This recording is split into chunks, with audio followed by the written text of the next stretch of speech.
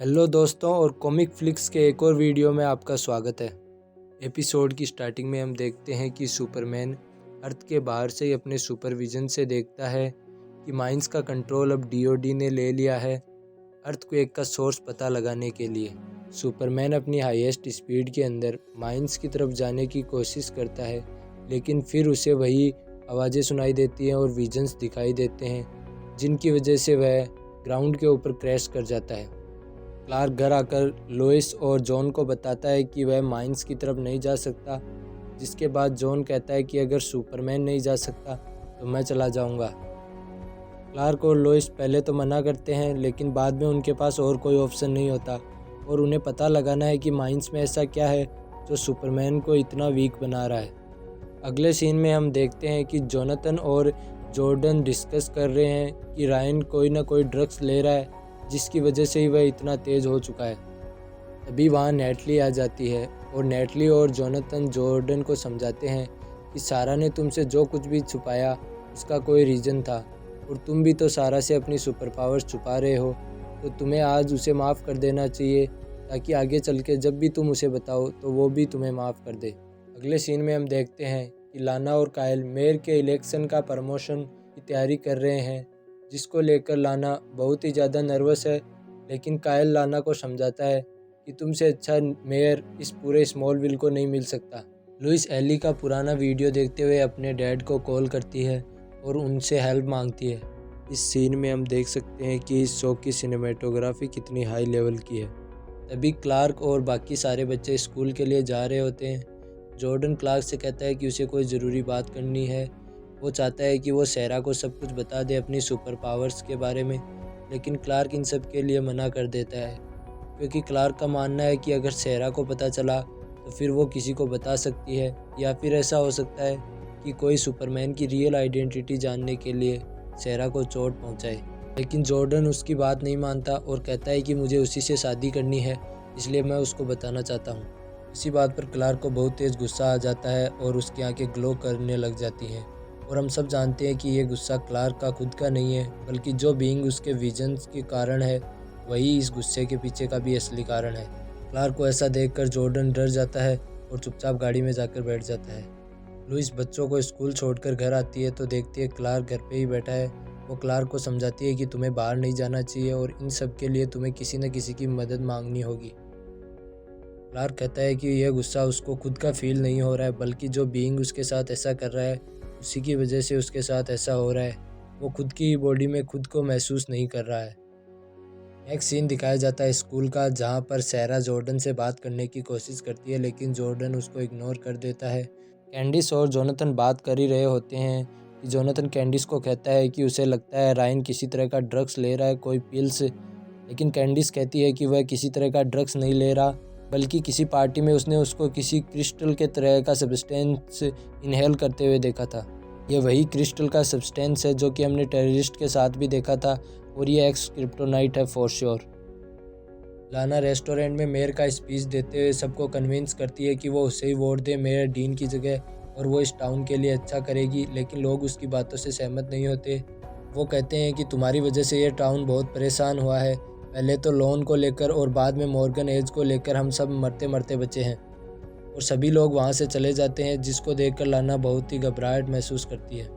तभी Sam John को एक आईडी कार्ड लाके देता है ताकि वो माइंस में जा सके और पता कर सके कि वो जो चीज़ क्लार्क के साथ ऐसा कर रही है वो क्या है। जॉन कहता है कि उसे क्लार्क की मदद नहीं चाहिए, वो अकेले ही सारा सब कुछ पता कर लेगा। क्लार्क अपने कोच के जॉब के लिए वापस स्कूल चला जाता है। लुइस सैम को एली का वीडियो दिखाती है और कहती है कि लगता है लूसी ही मेरे खिलाफ गवाही देने वाली है, क्योंकि वही एक सोर्स बची है जो हम दोनों को कनेक्ट करती है। तभी उन दोनों के बीच आर्ग्यूमेंट शुरू हो जाती है और लुइस को पता चलता है कि उसके डैड ने उसका एली के ऊपर लिखा हुआ आर्टिकल कभी पढ़ा ही नहीं, जिससे लुइस को बहुत गुस्सा आता है और वो वहाँ से चली जाती है।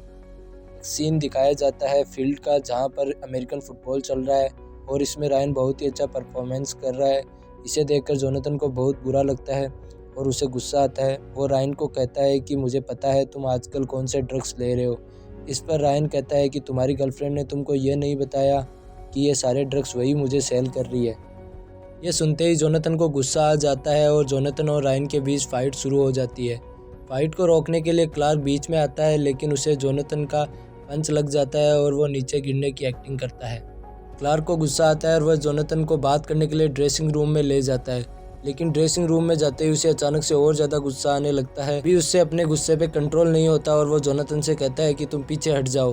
फिर वो अपनी पूरी हीट विजन अपने हाथ पर शूट करता है ताकि उसका गुस्सा कम हो जाए। यहाँ जोनाथन समझ जाता है कि क्लार्क के साथ कुछ ज़्यादा ही गड़बड़ हो रही है। वह उसे जल्दी से जल्दी घर लेकर जाता है। घर पहुँचते ही क्लार्क लुइस से कहता है कि उसका अब गुस्से के ऊपर कंट्रोल नहीं है और उसका गुस्सा बढ़ता ही जा रहा है। लुइस कहती है कि हमारे पास सिर्फ एक ही रास्ता है और वो है जॉन हेनरी आयरन्स का वेट करना। वही पता लगा सकता है कि माइंस में जो कोई भी है वो तुम्हारे साथ ये क्यों कर रहा है। और ये सब बातें नेटली सुन लेती है क्योंकि वह चाहती थी कि उसके डैड किसी भी सुपर हीरो के काम में ना जाएं, लेकिन वो अब खुद की जान खतरे में डाल रहे हैं। जोनाथन उसे अच्छा फील कराने के लिए उसके पास आता है कमरे में और उसे समझाता है कि उसके डैड जो भी कर रहे हैं वो एक अच्छा काम ही कर रहे हैं।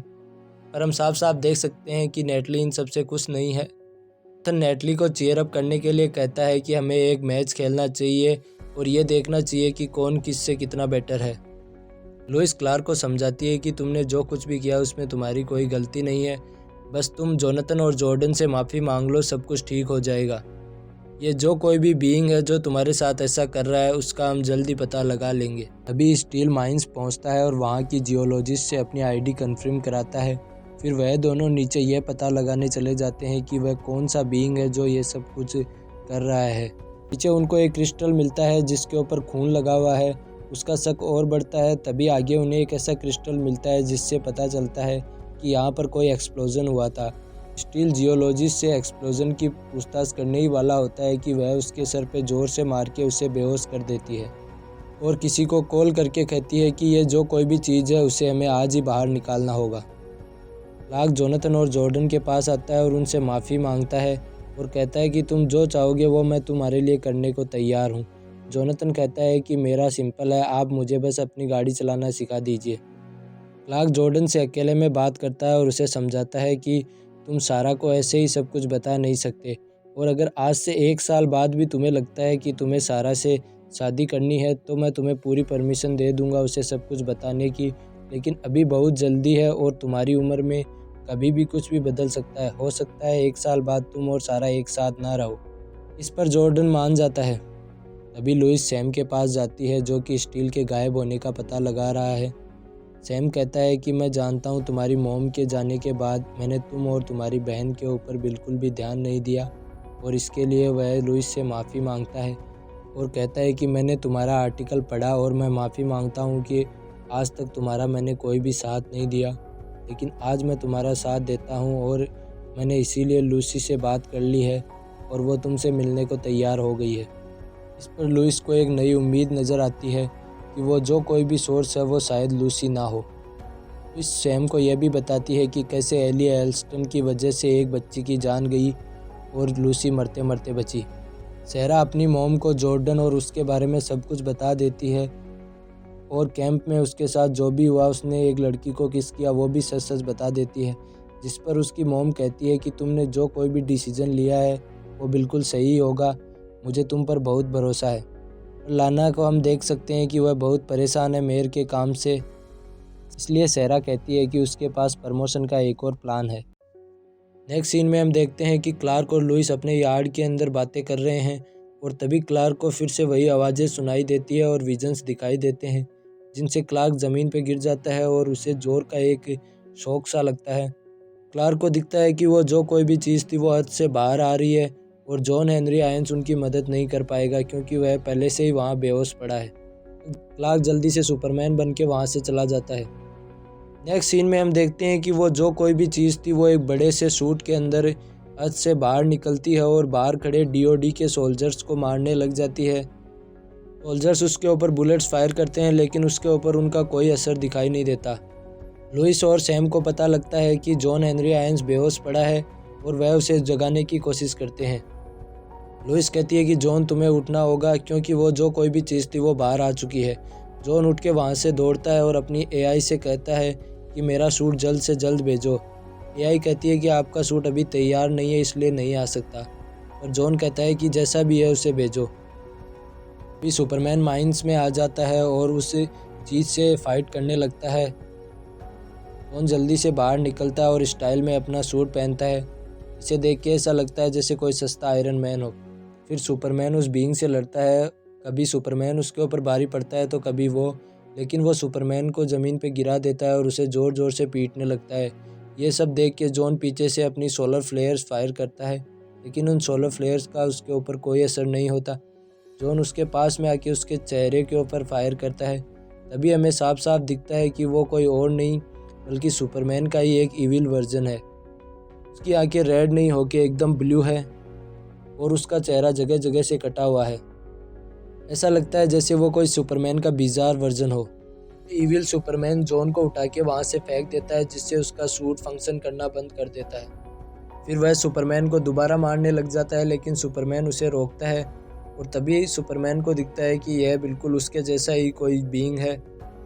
और फिर अचानक से उन दोनों को वही विजन्स दिखाई देते हैं। यहाँ पर हमें पता लगता है कि क्लार्क अकेला नहीं है जिसे यह सब दिखाई दे रहा है, बल्कि वो दोनों एक तरह से कनेक्टेड है और उन दोनों के साथ ही ऐसे हेडेक्स हो रहे हैं। इविल सुपरमैन फिर वहाँ से चला जाता है। यहाँ पर हम देख सकते हैं कि क्लार्क बिल्कुल से कंफ्यूज्ड है, उसे समझ नहीं आ रहा कि यह सब क्या चल रहा है। वह घर आकर लुइस और सैम को बताता है कि यह सब उसी के एक वर्जन की वजह से हो रहा है जो कि एक इविल सुपरमैन हो सकता है। सैम कहता है कि तुम्हें इस मामले में एंडरसन और उसकी टीम की मदद लेनी चाहिए क्योंकि तुम उससे अकेले नहीं लड़ सकते। लेकिन जॉन कहता है कि उसकी मदद लेने की कोई ज़रूरत नहीं है, मैं और क्लार्क संभाल लेंगे। फिर जॉन अपनी बेटी नेटली के पास आता है जो कि उससे बहुत नाराज़ है क्योंकि वह उसे बिना बताए ही सुपरमैन की हेल्प करने के लिए चला गया था। जॉन नेटली को समझाता है कि हमें यहाँ रहना है तो यहाँ एडजस्ट करना होगा और जब जब इनको मदद की ज़रूरत होगी तो हमें इनकी मदद भी करनी होगी। नेटली मान जाती है और कहती है कि मदद तो कर सकते हैं, लेकिन हमें इस सूट का कुछ करना होगा। इस सूट को पूरी तरह से एकदम नया बनाना होगा। तभी हम देखते हैं कि लुइस लूसी से मिलने के लिए बहुत ज़्यादा नर्वस है। क्लार्क उसे समझाता है कि तुम बिल्कुल भी मत घबराओ, तुम बिल्कुल अच्छी लग रही हो। लेकिन हम साफ साफ देख सकते हैं कि लुइस को बहुत ही ज़्यादा नर्वसनेस हो रही है, लेकिन फिर भी लुइस उससे मिलने के लिए चली जाती है। फिर हम देखते हैं कि सेरा अपनी माँ लाना की मदद कर रही है लाइव फीड के ज़रिए मेयर का प्रमोशन करने के लिए। तभी वहाँ पर उसके डैड आ जाते हैं और वो अपने साथ जॉर्डन को लेके आए हैं। सेरा बहुत ही नर्वस है। वह जॉर्डन से कहती है कि अब आगे क्या होगा, अच्छा होगा या बुरा।